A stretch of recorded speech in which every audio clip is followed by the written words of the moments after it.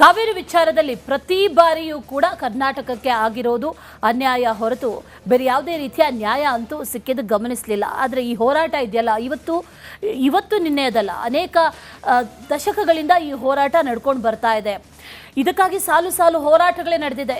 ಇಷ್ಟೊಂದು ಕಾವೇರಿ ಪರವಾದಂಥ ಹೋರಾಟಗಳು ನಡೆದಿದೆ. ತಮಿಳುನಾಡಿಗೆ ನೀರು ಹರಿಸಬಾರ್ದು ಅಂತ ಇವತ್ತು ಮತ್ತೆ ಕರ್ನಾಟಕ ಬಂದ್ಗೆ ಕರೆ ನೀಡಲಾಗಿದೆ. ಹಾಗಾದರೆ ಇವತ್ತಿನ ಈ ಬಂದ್ ಹೇಗಿರುತ್ತೆ? ಇಡೀ ಕರುನಾಡು ಸ್ತಬ್ಧವಾಗುತ್ತಾ ಅಥವಾ ಎಂದಿನಂತೆ ಓಡಾಟಗಳು ಇರುತ್ತಾ? ಹೇಗಿರುತ್ತೆ ಈ ಬಂದ್ನ ಚಿತ್ರಣ? ಜೊತೆಗೆ ಮುಂಗಾರು ಮೊದಲ ದಿನದ ಅಧಿವೇಶನ ಇವತ್ತು.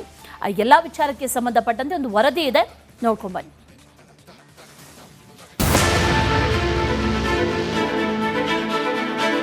ಯಾವ ಕಾರಣಕ್ಕೂ ಒಂದರಿ ನೀರು ಬಿಡೋದಿಲ್ಲ. ಮುಖ್ಯಮಂತ್ರಿಗಳು ನೀರು ಬಿಡಲ್ಲ ಅಂತ ಹೇಳಿದ್ದಾರೆ.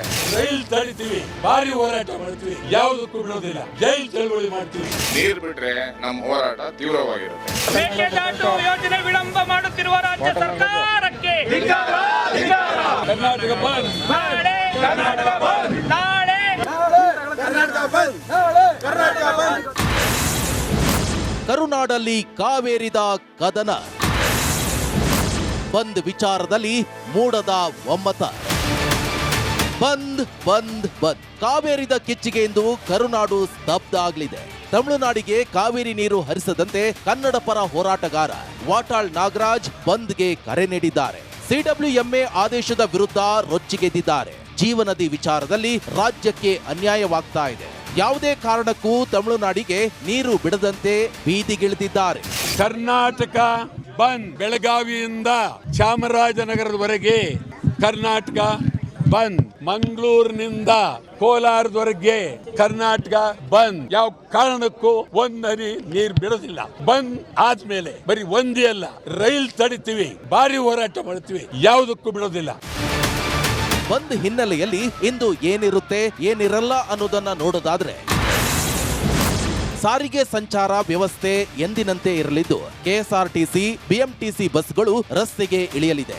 ಮೆಟ್ರೋ, ಕ್ಯಾಬ್, ಆಟೋ ಸಂಚಾರದಲ್ಲಿ ಯಾವುದೇ ವ್ಯತ್ಯಾಸ ಆಗಲ್ಲ. ಹಾಲು, ತರಕಾರಿ, ಹಣ್ಣು, ಮಳಿಗೆ ಹಾಗೂ ಹೋಟೆಲ್, ಬೇಕರಿಗಳು ತೆರೆದಿರಲಿವೆ. ಇನ್ನು ಆಸ್ಪತ್ರೆ, ಮೆಡಿಕಲ್ ಶಾಪ್, ಸರ್ಕಾರಿ ಕಚೇರಿ, ಐಟಿ-ಬಿಟಿ ಸಂಸ್ಥೆಗಳು ಬಂದಾಗಲ್ಲ.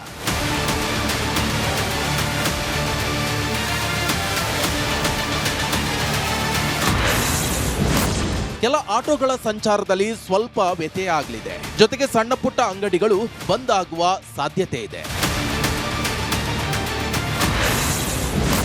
ಬಂದ್ ಕರೆಗೆ ನಮ್ಮ ಬೆಂಬಲ ಇಲ್ಲ, ಸಂಘಟನೆಗಳಲ್ಲೇ ಇಲ್ಲ ಏಕಾಭಿಪ್ರಾಯ. ಬಂದ್ ಮಾಡುವ ಅನಿವಾರ್ಯ ಪರಿಸ್ಥಿತಿ ಇಲ್ಲ, ಹೀಗಾಗಿ ಇಂದಿನ ಬಂದ್ಗೆ ನಮ್ಮ ಬೆಂಬಲ ಇಲ್ಲ ಅಂತ ಕರವೇ ಪ್ರವೀಣ್ ಶೆಟ್ಟಿ ಬಣ ಹೇಳಿದ್ದಾರೆ. ಸರ್ಕಾರನೂ ಸಹ ಕನ್ನಡಿಗರ ಹಿತವನ್ನ ಕಾಯ್ತೀವಿ, ನೀರನ್ನ ಬಿಡಲ್ಲ ಅನ್ನುವಂತ ಮಾತನ್ನು ಹೇಳಿದ್ದಾರೆ. ನಮ್ಮ ಸಂಘಟನೆ ರಾಜ್ಯ ವ್ಯಾಪ್ತಿ ಇರೋದ್ರಿಂದ ಎಲ್ಲಾ ಪದಾಧಿಕಾರಿಗಳು, ಎಲ್ಲ ಕಾರ್ಯಕರ್ತರ ಸಭೆ ಕರೆದು ನಿರ್ಣಯವನ್ನ, ಅವರ ಒತ್ತಡಕ್ಕೂ ನಿರ್ಣಯವನ್ನ ತಗೊಂಡು ನಮ್ಮ ಹೋರಾಟವನ್ನ ಕಾವೇರಿಗಾಗಿ ಮಾಡ್ತೀವಿ, ಬಂದಿಂದ ಹಿಂದಕ್ಕೆ ಹೋಗ್ತೀವಿ ಅನ್ನುವಂತ ಮಾತನ್ನು ಹೇಳಿ.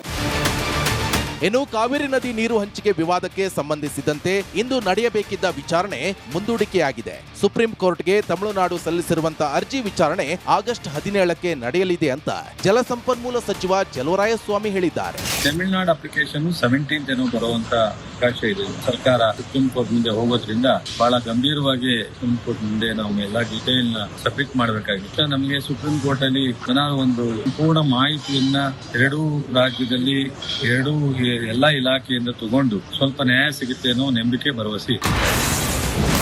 ಸದನದಲ್ಲಿ ಕಾವೇರಿ ಕೋಲಾಹಲ ಸೃಷ್ಟಿಯಾಗುತ್ತಾ ರಾಜ್ಯದ ಮುಂಗಾರು ಅಧಿವೇಶನ ಇಂದು ಆರಂಭ ಆಗಲಿದೆ. ಡಿಕೆ ಶಿವಕುಮಾರ್ ಸರ್ಕಾರವನ್ನ ತರಾಟೆಗೆ ತೆಗೆದುಕೊಳ್ಳಲು ದೋಸ್ತಿ ಪಡೆ ಸಜ್ಜಾಗಿದೆ. ಸೋಮವಾರದಿಂದ ಕಲಾಪ ಕಾವೇರುವ ಸಾಧ್ಯತೆ ಇದೆ. ಕಾವೇರಿ ನದಿ ನೀರು ಹಂಚಿಕೆ ವಿವಾದ, ಬಿಡದಿ ಟೌನ್ಶಿಪ್, ಬಿ ನಾಗೇಂದ್ರರನ್ನ ಸಚಿವ ಸ್ಥಾನದಿಂದ ಕೈ ಬಿಡುವಂತೆ ಸಾಲು ಸಾಲು ಪ್ರಶ್ನೆಗಳ ಮೂಲಕ ಆಡಳಿತ ಸರ್ಕಾರವನ್ನ ಕಟ್ಟಿ ಹಾಕಲು ಬಿಜೆಪಿ ಜೆಡಿಎಸ್ ಸಜ್ಜಾಗಿದೆ. ಇದಕ್ಕೆ ಕೌಂಟರ್ ಕೊಡಲು ಸಚಿವರು ಕೂಡ ಸಿದ್ಧರಾಗಿದ್ದಾರೆ. ಈಗ ವಿರೋಧ ಪಕ್ಷದವರು ಕೂಡ ಅವ್ರದೇ ಆಗಿರ್ತಕ್ಕಂಥ ಇದಿರುತ್ತೆ, ಅದನ್ನೆಲ್ಲದೂ ಕೂಡ ನಾವೆಲ್ಲರೂ ಕೂಡ ಯಾವ ರೀತಿ ಉತ್ತರ ಕೊಡಬೇಕು ಅಂತ ಹೇಳಿ, ಬೇಸಿಕಲಿ ಒಳ್ಳೆ ರೀತಿಯಲ್ಲಿ ಅಸೆಂಬ್ಲಿಯಲ್ಲಿ ನಾವೆಲ್ಲರೂ ಕೂಡ ಒಗ್ಗಟ್ಟಾಗಿ ಉತ್ತರ ಕೊಡಬೇಕು ಅಂತ ಹೇಳಿ. ಡಿಕೆ ಶಿವಕುಮಾರ್ ಸಂಪುಟದಲ್ಲಿ ಇಷ್ಟು ದಿನ ಜಲಸಂಪನ್ಮೂಲ ಸಚಿವರಾಗಿರುವಂತಹ ರಾಮಲಿಂಗಾರೆಡ್ಡಿ ಅವರ ಜಾಗಕ್ಕೆ ಚಲುವರಾಯಸ್ವಾಮಿ ಬಂದಿದ್ದಾರೆ. ನೂತನ ಸಚಿವರು ಈ ಬಿಕ್ಕಟ್ಟಿನ ಸ್ಥಿತಿಯನ್ನ ಹೇಗೆ ನಿಭಾಯಿಸುತ್ತಾರೆ ಅನ್ನೋ ಕುತೂಹಲ ಮೂಡಿದೆ.